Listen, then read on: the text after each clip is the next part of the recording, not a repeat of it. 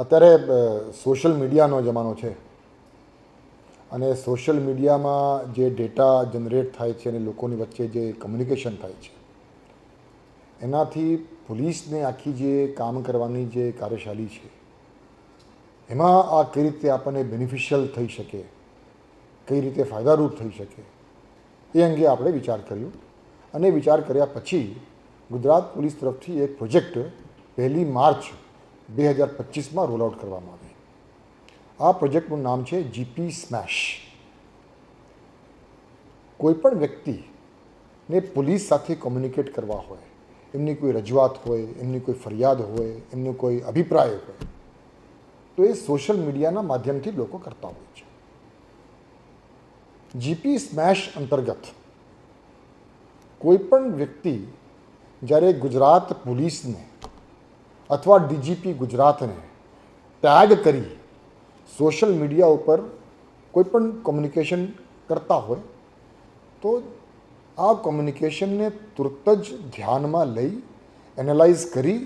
અને એનાલાઇઝ કર્યા પછી એમાં શું કામગીરી કરવાનું થાય અને એ કામગીરી કોણ કરે એના માટે ડીજીપી ઓફિસ પોલીસ ભવનમાં એક જીપી સ્મેશ ટીમની રચના કરવામાં આવી. અને એ જ રીતે ગુજરાત રાજ્યના દરેક પોલીસ કમિશનરેટમાં અને દરેક જિલ્લાઓમાં પણ એક જીપી સ્મેશની ટીમની રચના કરવામાં આવી.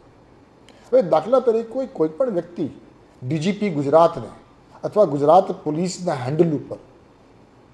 કોઈ સોશિયલ મીડિયાના માધ્યમથી આપણને કોઈ માહિતી આપે અથવા કોઈ રજૂઆત કરે, કોઈ ફરિયાદ કરે અને એ ફરિયાદ દાખલા તરીકે સુરેન્દ્રનગર જિલ્લાનું હોય તો તુરત જ આપણી સોશિયલ મીડિયા હેન્ડલથી એસપી સુરેન્દ્રનગરને આપણે ટેગ કરી નાખીએ છીએ. એ ટેગ કરતાની સાથે એસપી સુરેન્દ્રનગરની ઓફિસની જીપી સ્મેશની ટીમના ધ્યાન ઉપર આવે તો એના ઉપરથી એ તાત્કાલિક ત્યાં કાર્યવાહી કરે અને આપણે જે એસપી સુરેન્દ્રનગરને જાણ કરીએ છીએ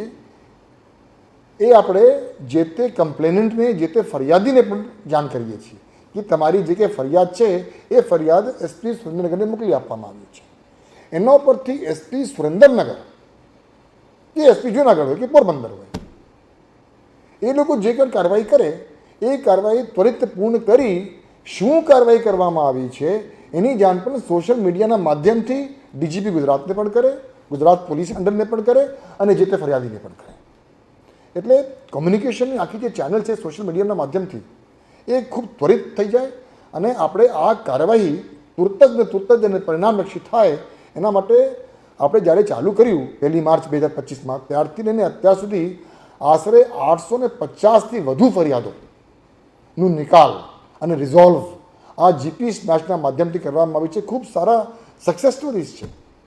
હમણાં 2-3 દિવસ પહેલાં જ આપણે ખ્યાલ હશે કે નર્મદા જિલ્લામાં અમુક સ્ટુડન્ટ્સ ગયા હતા, એ લોકો ટ્રેકિંગમાં ગયા હતા અને ટ્રેકિંગમાં ગયા પછી એ લોકો પોતાના રસ્તા ખોવાઈ ગયા હતા. એટલે એમાંથી એક વ્યક્તિએ ખાલી અમારા સોશિયલ મીડિયા હેન્ડલમાં ગુજરાત પોલીસને ટેગ કર્યો અને એના ઉપરથી તુરત જ સ્થાનિક પોલીસ એલર્ટ થઈ, વિજિલન્ટ થઈ, ટીમ મોકલી અને એ લોકોને રેસ્ક્યુ કરીને પાછા લઈ આવ્યા. એટલે એ પ્રકારના અનેક સોશિયલ મીડિયાના માધ્યમથી, જીપી સ્મેશના માધ્યમથી જે કાર્યવાહી ગુજરાત પોલીસ તરફથી કરવામાં આવી છે એના અનેક સક્સેસ સ્ટોરીઝ છે. અને સોશિયલ મીડિયાના માધ્યમથી આ જે આખું જે કોમ્યુનિકેશન છે એ કોમ્યુનિકેશન ગુજરાત પોલીસ પોતાના બેનિફિટ માટે અને લોકોના બેનિફિટ માટે ઉપયોગ કરવાનું એક જીપી સ્મેશ પ્રોજેક્ટ અમલમાં મૂકવામાં આવ્યો છે.